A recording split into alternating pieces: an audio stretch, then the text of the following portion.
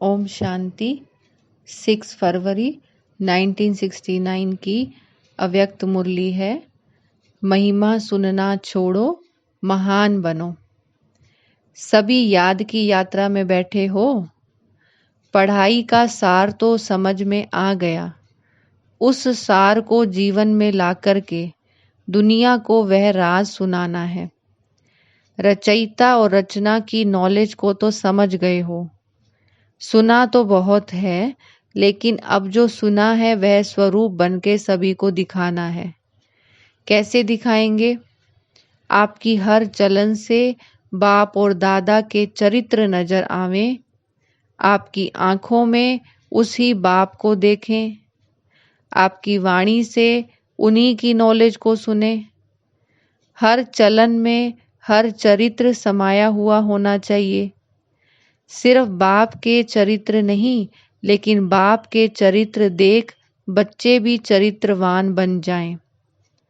आपके चित्र में उसी अलौकिक चित्र को देखें। आपके व्यक्त रूप में अव्यक्त मूर्त नजर आवे। ऐसा पुरुषार्थ करके जो बाप दादा ने मेहनत की है उसका फल स्वरूप दिखाना है। जैसे अज्ञान काल में भी कोई कोई बच्चों में जैसे कि बाप ही नजर आता है। उनके बोल चाल से अनुभव होता है जैसे कि बाप है। इसी रीति से जो अनन्य बच्चे हैं उन एक एक बच्चे द्वारा बाप के गुण प्रत्यक्ष होने चाहिए और होंगे। कैसे होंगे? उसका मुख्य प्रयत्न क्या है? मुख्य बात यही है जो साकार रूप से भी सुनाई है कि याद की यात्रा। अव्यक्त स्थिति में स्थित होकर हर कर्म करना है। अब तो बच्चों को बहुत सामना करना है, लेकिन समर्थ साथ है, इसलिए कोई मुश्किल नहीं है। सिर्फ एक बात सभी को ध्यान में रखनी है कि सामना करने के लिए बीच में रुकावट भी आएगी। सामना करने में रुकावट कौन सी आएगी मालूम है? तो उत्तर दिया, देह अभिमान। देह अभिमान तो एक मूल बात है, लेकिन सामना करने के लिए बीच में कामना विघ्न डालेगी। कौन सी कामना? मेरा नाम हो, मैं ऐसा हूँ, मेरे से राय क्यों नहीं ली, मेरा मूल्य क्यों नहीं रखा। यह अनेक प्रकार की कामनाएं सामना करने में विघ्न रूप में आएंगी। यह याद रखना है, हमको कोई कामना नहीं करनी है, सामना करना है। अगर कोई कामना की तो सामना नहीं कर सकेंगे। और अव्यक्त स्थिति में महान बनने के लिए एक बात जो कहते रहते हैं वह धारण कर ली तो बहुत जल्दी और सहज अव्यक्त स्थिति में स्थित हो जाएंगे। वह कौन सी बात? हम अभी मेहमान हैं, क्योंकि आप सभी को भी वाया सूक्ष्म वतन होकर घर चलना है। हम मेहमान हैं ऐसा समझने से महान स्थिति में स्थित हो जाएंगे। मेहमान के बजाय जरा भी एक शब्द में अंतर कर लिया तो गिरावट भी आ जाएगी। वह कौन सा शब्द? मेहमान समझना है, लेकिन महिमा में नहीं आना है। अगर महिमा में आ गए तो मेहमान नहीं बनेंगे। मेहमान समझेंगे तो महान बनेंगे। है तो जरा सा अंतर मेहमान और महिमा, लेकिन जरा सा अंतर भी अवस्था को बहुत नीचे ऊपर कर देता है। तुम सभी को ज्ञान कौन सा देते हो? त्रिमूर्ति का। जैसे त्रिमूर्ति का ज्ञान औरों को देते हो, वैसे अपने पास भी 3 बातों का ज्ञान रखना है। 3 बातें छोड़ो और 3 बातें धारण करो। जब ये 3 बातें छोड़ेंगे तब ही स्वरूप में स्थित होंगे, सर्विस में सफलता भी होगी। बताओ कौन सी 3 बातें छोड़नी है जो सर्विस में विघ्न डालती है? एक तो कभी भी कोई बहाना नहीं देना। दूसरा, कभी भी किससे सर्विस के लिए कहलाना नहीं। तीसरा, सर्विस करते कभी मुरझाना नहीं। बहाना, कहलाना और मुरझाना, ये 3 बातें छोड़नी है। और फिर कौन सी 3 बातें धारण करनी है? त्याग, तपस्या और सेवा, ये 3 बातें धारणा में चाहिए। तपस्या अर्थात याद की यात्रा, और सर्विस के बिना भी जीवन नहीं बन सकती। इन दोनों बातों की सफलता त्याग के बिना नहीं हो सकती। इसलिए 3 बातें छोड़नी है और 3 बातें धारण करनी है।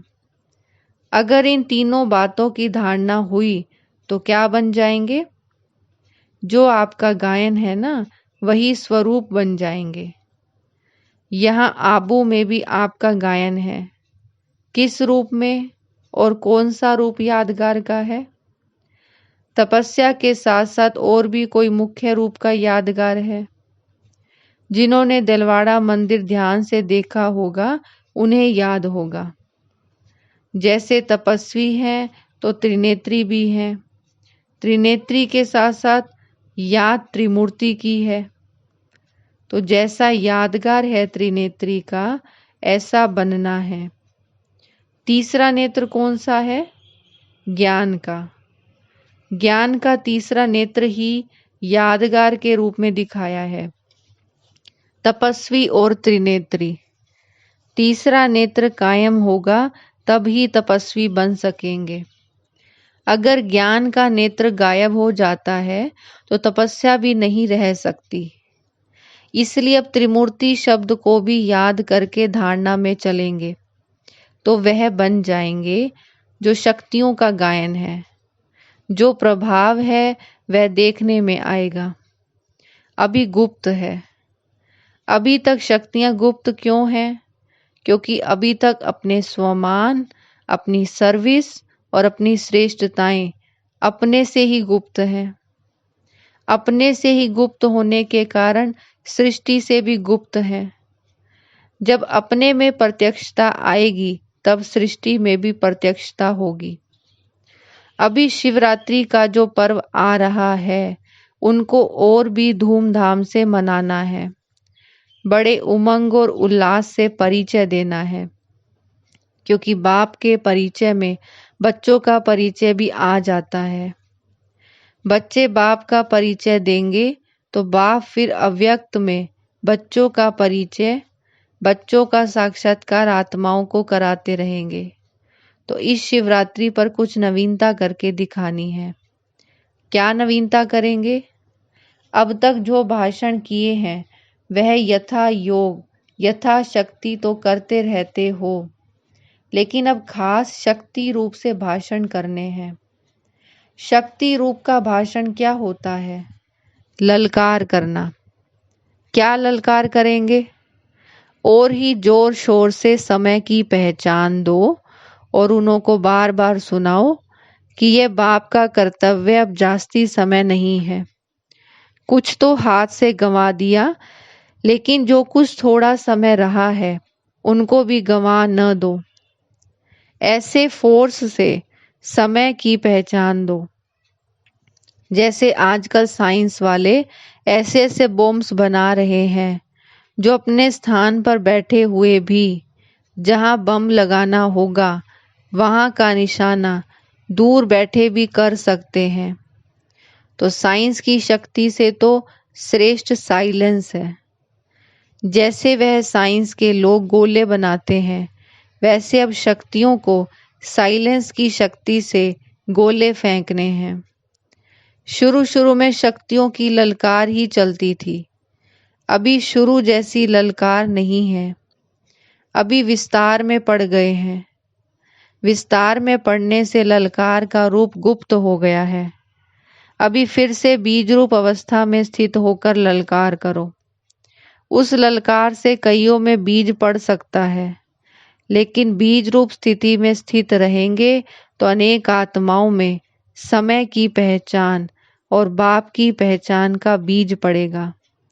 अगर बीज रूप स्थिति में स्थित न रहे, सिर्फ विस्तार में चले गए तो क्या होगा? ज्यादा विस्तार से भी वैल्यू नहीं रहेगी, व्यर्थ हो जाएगा। इसलिए बीज रूप स्थिति में स्थित हो, बीज रूप की याद में स्थित हो, फिर बीज डालो। फिर देखना यह बीज का फल कितना अच्छा और सहज निकलता है।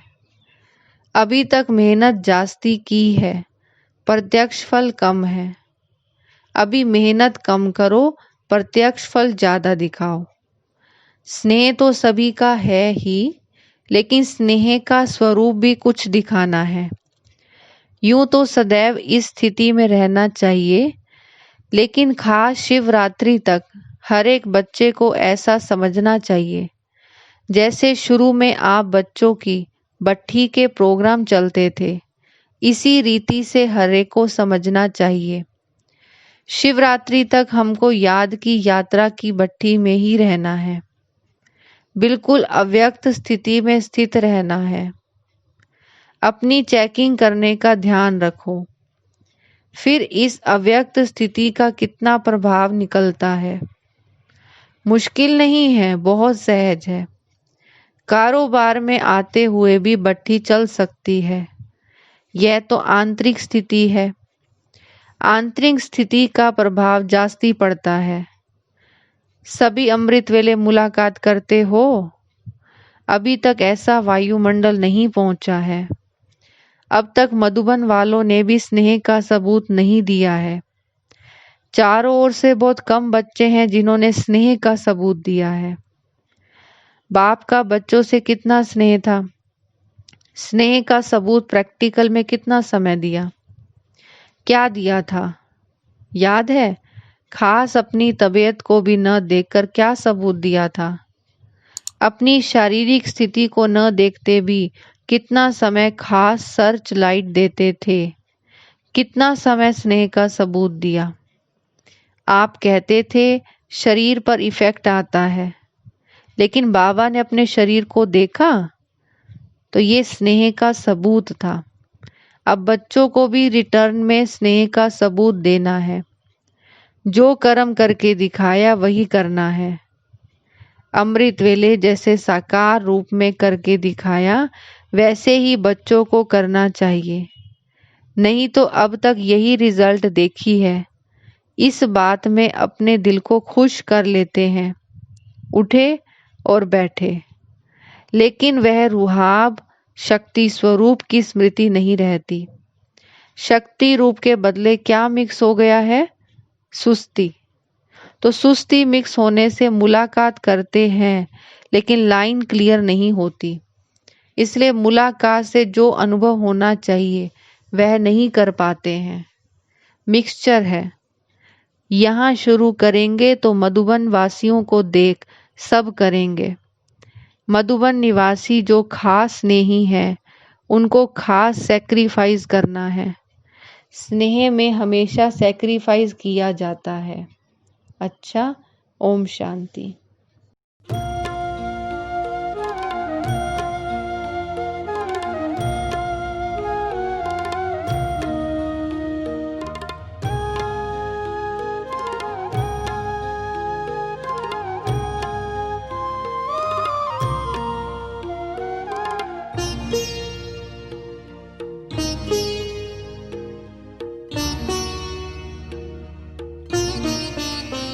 सब सौंप